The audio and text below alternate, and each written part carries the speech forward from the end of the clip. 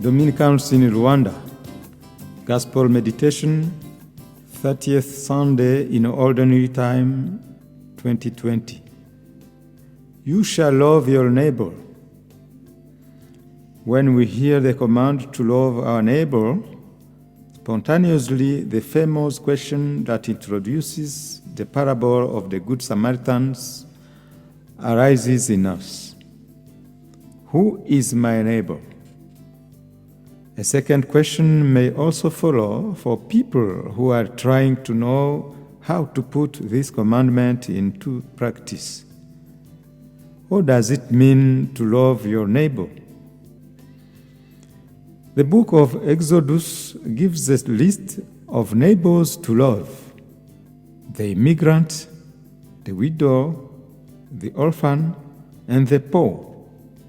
All these people have in common that they are particularly fragile and vulnerable due to the circumstances in which they find themselves.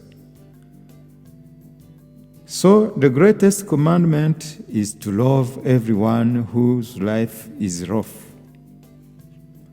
The book of Exodus continues by enjoining us to be compassionate towards these people.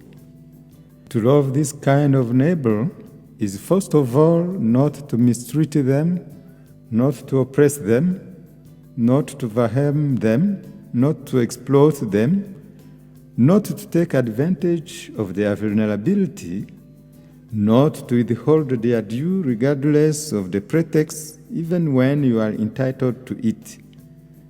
To love them is to take care of them. It is being attentive to their basic needs and providing for them as a parent will do for his child. The poor, widows, orphans, and all fragile people are like children that God places in your care.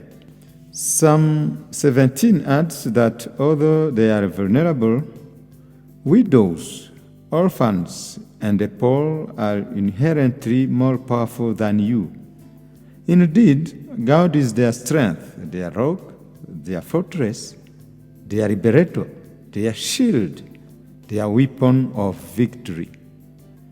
To mistreat, overwhelm, or oppress people who present frailties is to fight against God.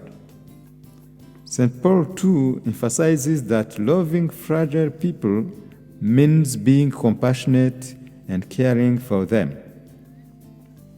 To do this is to serve the living and true God. He says, God is abundantly present where frail people abound. You should hurry to meet him there. In turn, Jesus also concludes that the neighbor to be truly loved is not necessarily the one who lives near you. Your true neighbor is first and foremost a human being who is vulnerable, who is fragile, and whom you can take care of. God entrusts him to you like a child to be brought up and educated with compassionate love. Those who are biologically sterile need not be discouraged.